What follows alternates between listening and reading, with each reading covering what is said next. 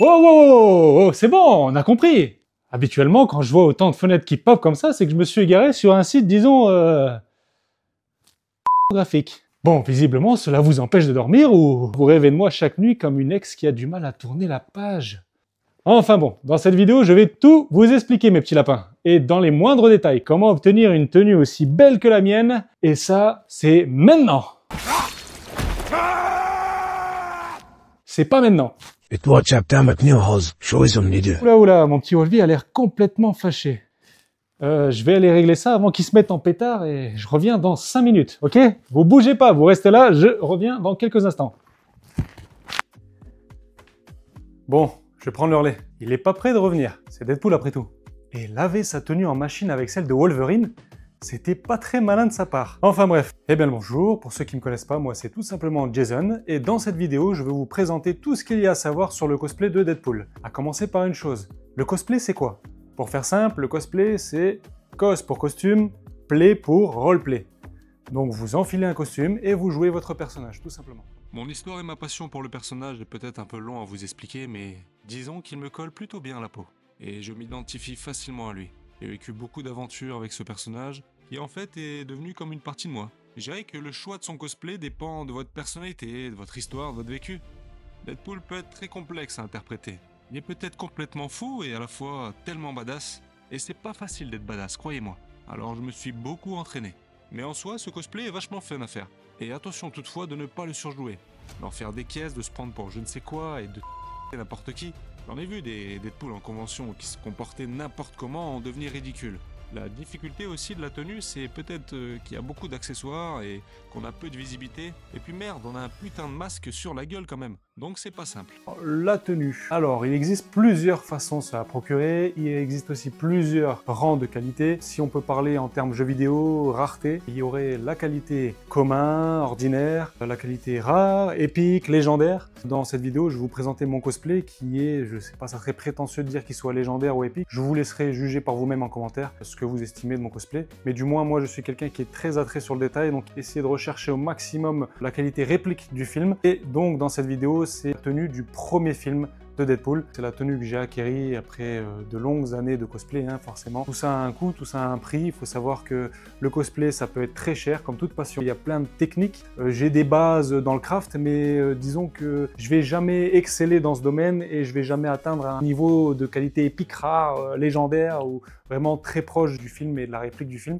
Je ne peux pas le faire, en fait. Je ne peux pas le faire, donc je vais acheter les compétences de quelqu'un qui sait le faire. Et il y a des choses plus accessibles que j'ai le temps et que j'ai pu faire, donc j'ai fait moi-même.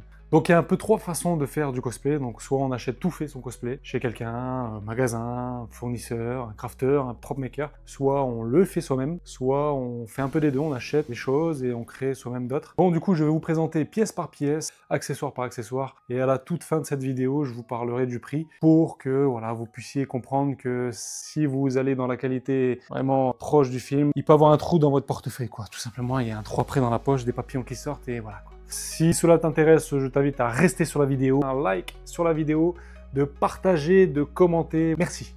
Maintenant, on va parler de la tenue Deadpool. C'est parti.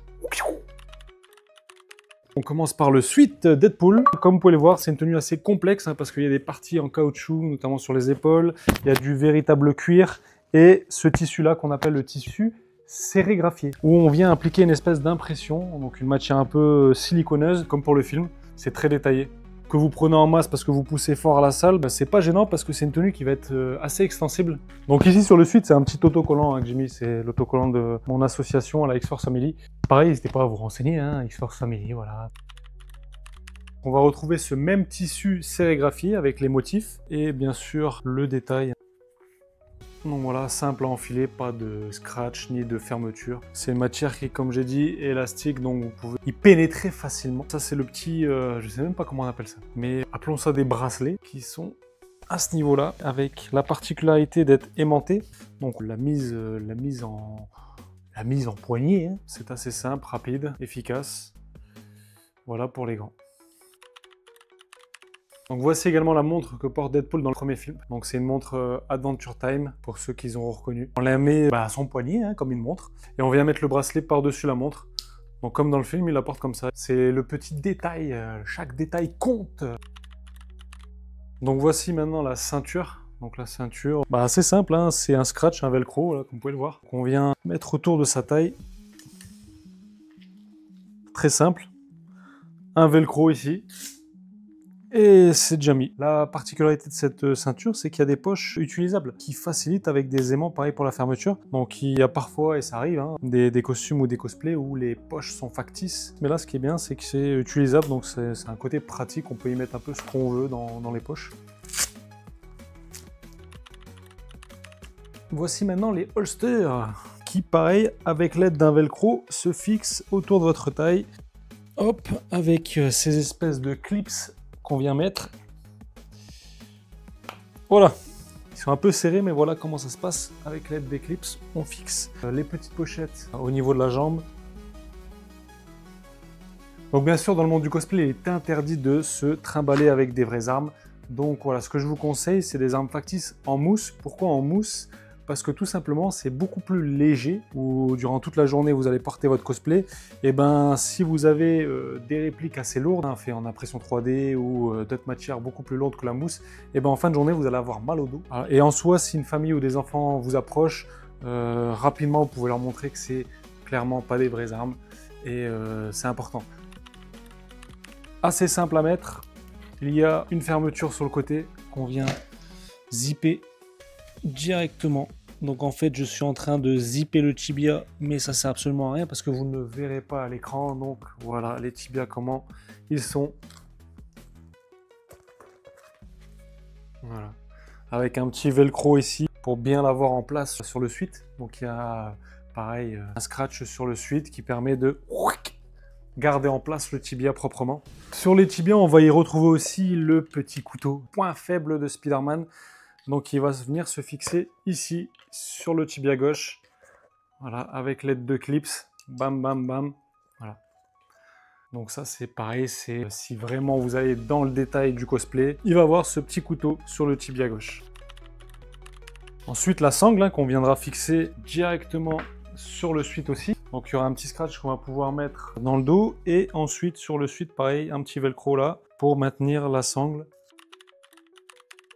Les katanas de Deadpool, on viendra fixer pareil sur le suite à l'aide de velcro, donc directement dans le dos. Et encore une fois, factice, très important les amis, vous baladez pas avec des vrais katanas, c'est pas le but. On est là pour incarner un super-héros, on est là pour faire rêver, pour envoyer de la bonne humeur. On n'est pas là pour faire flipper les gens. À la rigueur, pour un shooting, pourquoi pas. Un shooting, vous êtes isolé du grand public, vous êtes à l'abri de personnes qui pourraient venir. Dans un cadre vraiment de shooting, ça ajoute un plus pour la photo, c'est cool, ok. Mais prendre des vrais katanas pour je ne sais quel événement, pour je ne sais quelle balade que vous allez faire avec le cosplay, je vous déconseille clairement. Vous allez faire flipper les familles, les enfants. C'est très dangereux, c'est très interdit. Donc voilà, encore une fois, je me répète, mais comme avec les Desert Eagle, on ne prend pas des vraies armes. On prend des répliques, des imitations en mousse, en plastique, quelque chose qui est voyant, qu'on voit que c'est fake, afin de ne pas y mettre de doute. Voilà, c'est ce que j'ai à dire. Voilà. Suivant. Donc on passe maintenant aux chaussures ou aux crocs.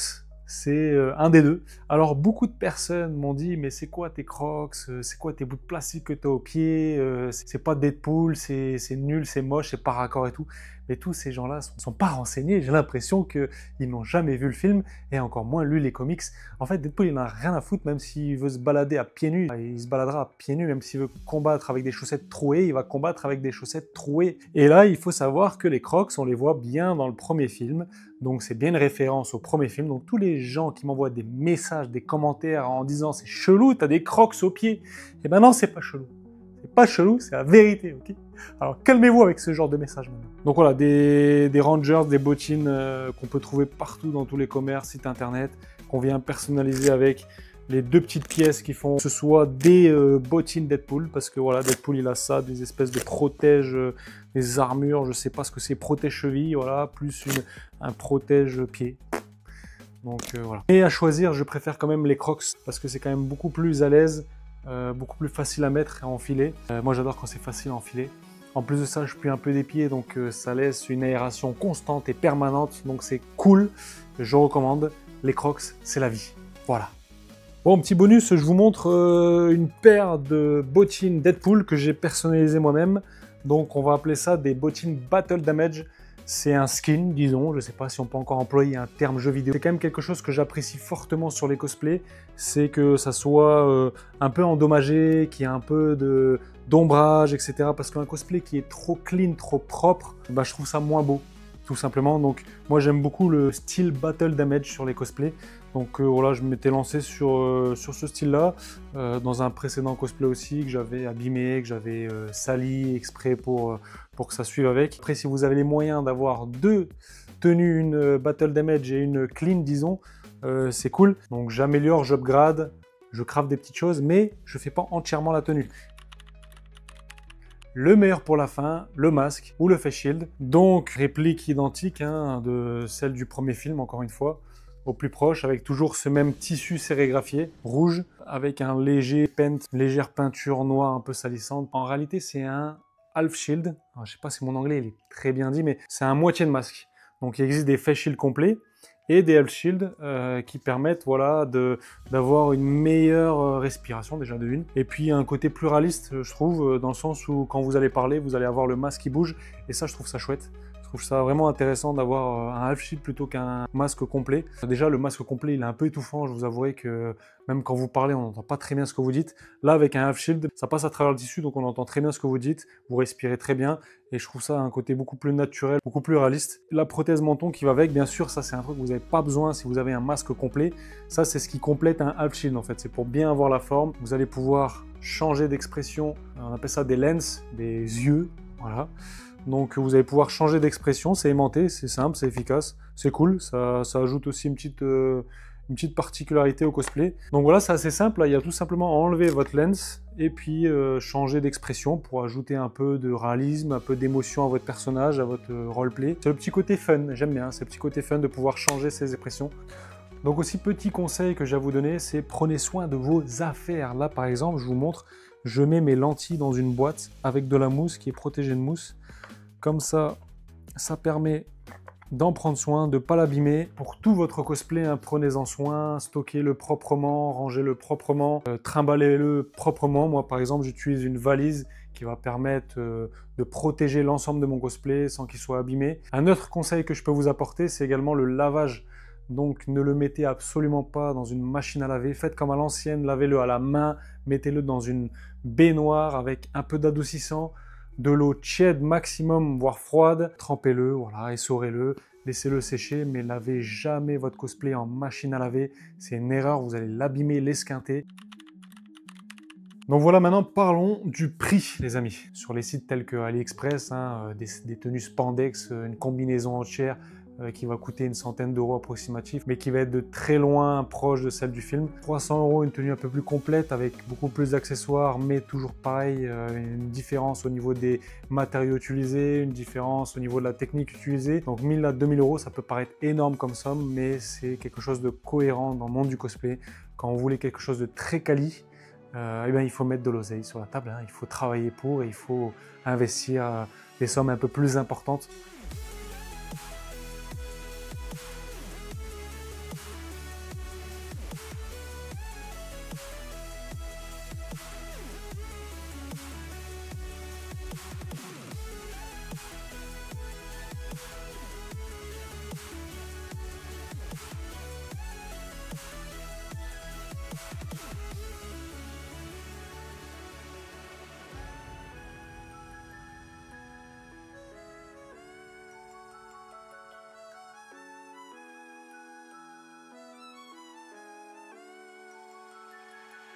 Fin de la vidéo. Merci d'avoir été présent. Pensez à mettre un petit like de soutien quand même. Un petit like, à cliquer sur la cloche si ça vous tente et en fait abonnez-vous tout simplement. Hein. Soutenez la personne que je suis. Voilà, bisous.